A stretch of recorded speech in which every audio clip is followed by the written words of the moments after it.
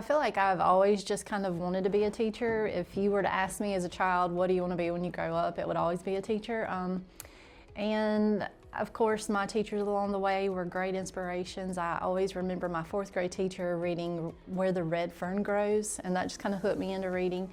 And my parents were wonderful. They set up a classroom in their car garage and bought me like the whole alphabet line. It was a beautiful setup. And my two nephews, they had a great influence on me. They grew up with me kind of more like brothers, and they didn't have that happy childhood like I had. And so we went to school together one year in fifth grade, and I just saw how they struggled to read. And it was like what they felt, I felt. And when the kids would not treat them the same as others, I could kind of feel that. And so I feel like that experience really molded me into an advocate for kids from the early age. Anderson 3 is such a dear and special place to me. I started out at Ivy Elementary in the early 2000s, and I thank God for that because it set such a great foundation for me as a teacher. We were teaching using Open Court, which is a great phonics program, before it shifted away to whole language.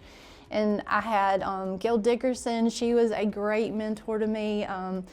You know, Phillips, just so many people that are still in this district just mean so much to me. And so I thank God that I started in this district, and it was just whole circle. And I've been, you know, in neighboring districts and everything, and coming back to Anderson 3 is just, it feels like home. And I just love the small feel of it, the community feel of it. I have never been at a school where I have so many people that root for me, and I feel loved. I love them so much with my heart. So yes, Anderson 3 and STAR mean a lot to me. So coming out of college, I was early childhood and elementary certified. And back in the early 2000s, it was kind of you take what you get.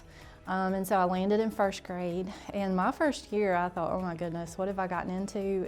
I started in December. So it was, I was falling from a veteran teacher. And so it was a rough start. And then my first full year came where I started with the kids, and it grew into just this beautiful thing. It wasn't until about year 3 that I feel like I actually got my land feet with teaching. And so my journey, I have been first grade, and then I went to third grade, second grade, back to third grade. I taught third grade for about 15 years, and I never had intentions of leaving the classroom. And then this opening kind of opened up, and I think I put in my application on a Friday night just thinking I'll just take that chance like I always do. And then I went in for an interview Monday, and it was just like it was meant to be. But it's just taking that leap of faith like I've always did in my life, I feel like. The collaboration also at our school is just amazing. I can sit here and say there's not one person that I don't admire and look up to and just think the world of them as a human, not just as a teacher, but they're just good humans, you know. But the climate at Star Elementary is unmatched. Just last week, I cried with a teacher because they had a student that they were concerned about their home life. I've seen teachers just go to war for these kids and to make sure that they are being taught in, you know, just the most wonderful ways. You know, they're taking care of them emotionally and academically, and public schools are beautiful. So anyone who, you know, doesn't see that, I can stand here and I can say that's a platform, is that public schools are a beautiful place. So there are so many memories. Like I could sit here for probably all day and talk to you about that kind of stuff, but the one that stands out to me most recently, I'll call this little boy Joe. He started in kindergarten, he struggled all the way, he's in third grade now, and we just fought for Joe all the way through. He would kind of show progress, and then he would come back down and everything.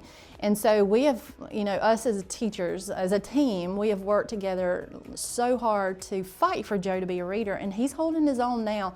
But my favorite thing this year is when I was recognized at the Crescent football game. I was out on the field and my husband was just snapping a picture, and so the picture came back and I'm standing on the field, and right in front of the view is Joe with his hands up in the air clapping, and so I framed that picture just because, I mean, that's what it's about. It's helping the kids, and just seeing him cheer for me, like, it was beautiful. If I had to read aloud one book to children, it would be The Miraculous Journey of Edward Tulane. We did that this year for our One School, One Book, and it's just one of those books that it's got great vocabulary. It's one of those that every chapter you've got to keep reading more. I read it aloud one year to my 3rd grade class, and I'll never forget this little girl. She raised her hand, and because I would stop before we went to lunch, and she said, "What you're doing to us is child abuse," because, you know, I would stop reading before lunch. So I'll never forget that. That's a good book if a kid says that. So if I could stand on a mountain and scream about something in education, about teachers need to do this, it would be letters. It is transformational. It is the science behind what we do. It's the cause that proves to us that, you know, reading is not natural, but the majority of kids can learn to read if we have the correct methodology and if we are applying science-based things in our teaching, that children can learn to read. So it's been the best professional development in my 24 years of teaching. You can't be complacent. You can't, if you're going to be a powerhouse teacher, you've got to always be looking for better methods, research, and so as a teacher, you've got to always be stepping out of your zone and not being hooked into one thing year after year.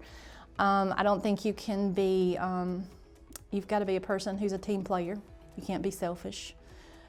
Teaching the child, it takes more than one person, and you've got to be someone who's going to reach out for help, or you're going to have to work with teammates and all.